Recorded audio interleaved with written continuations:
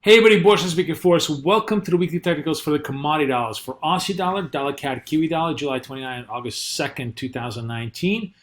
The big story this week in calm dollar land was the slide against the dollar pretty much across the board.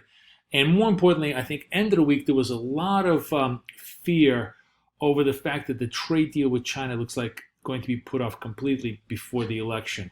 Aussie certainly probably the most vulnerable of all on that front and is teetering now near some very, very key support levels. The currencies slipped by at least about a penny.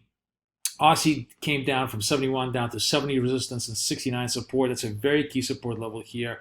Dollar CAD popped to the 32s today and it came right off that. It's top of the range, but it looks like it might break it to the upside if you get further dollar strength. And then Kiwi dollar held bid a little bit better than Aussie dollar, but still also sort of followed the exact same pattern. And now 67 is the resist, and the support here really comes in at 65.50 on the side.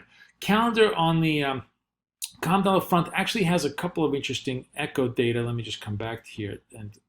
And the story in the calm dollar land here, as far as event goes, we have Australian CPI on Tuesday. That should be an interesting look. We're bearish that number, which only puts further pressure down on the Aussie as we go forward. Next after that, on Wednesday, we have Australian PPI data, and we also have the retail sales number. Now again, here, the critical question is if the Australian consumer is weak and we have relatively low CPI, that just puts enormous pressure for Aussie to crack those big support levels. And then finally into Friday, the Canadian trade data.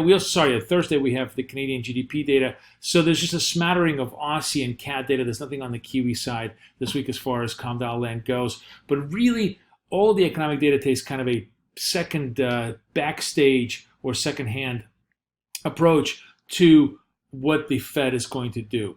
And I think it's be interesting here that if you get this kind of a double whammy of further tension and sniping with the Chinese in combination with the fact that the Fed may be not willing to go full 50 basis points, you get a huge pressure on the calm dollars as the relative yield story still stays stronger to the dollar, and then the expectation is that they're going to follow very quickly given the fact that the cut as well. So I think overall it really shaping up, especially with Aussie as the most vulnerable into the week, especially because the technicals here are just teetering pretty much on the edge of collapse. So we right in front of the 69s, and if we get the further pressure to the downside, it's that 68.50. It's only about half a penny move that puts us, if we take a look over here, onto literally sort of the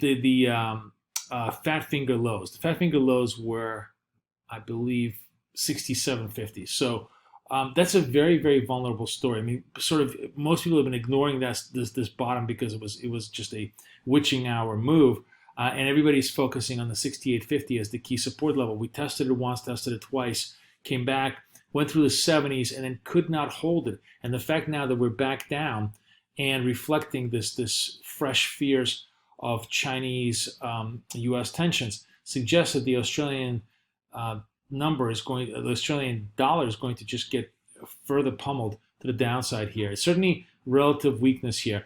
What will be interesting technically is if it can hold this level for a day or two, then we'll see that there's clearly actually support here, and the sentiment should change for at least a small rebound. But a break here just, I think, creates a cascade move all the way down, at least to 68.50, but really realistically, I think all the way down to 68. So Kiwi looks better, and Kiwi is trading off of a higher high than Aussie does, but it certainly has a chance. It'll definitely follow in footsteps down to 65.50. Overall here, I think if you start to see weak Australian data, the Aussie Kiwi becomes a very interesting cross. We'll take a look at that in the cross sections as we go forward. And then finally, let's take a look at the caddy. So caddy, we talked about the idea that 30 was, we thought maybe 30 was going to be probed. It wasn't. When we turned around from 30, then it becomes next a move back up to test the 32s, which is exactly what we did. We tested 32s, came off that. That's been the range essentially in dollar CAD for the last month and a half.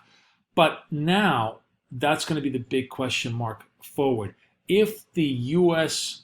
interest rate policy is not as dovish as the market expects. We're going to bust this 32, and that puts us fresh into a new level, the 32.34 level, as the dollar strength continues. And the Canadian dollar then squarely goes into this whole new range of 32 to 34. So it should be very interesting. We're at very key support resistance levels across all the COM dollars, and it's really dollars game to lose this week. So be watching all those trades very carefully. Wish you guys the best luck, best trading. Boris Johnson, over and out.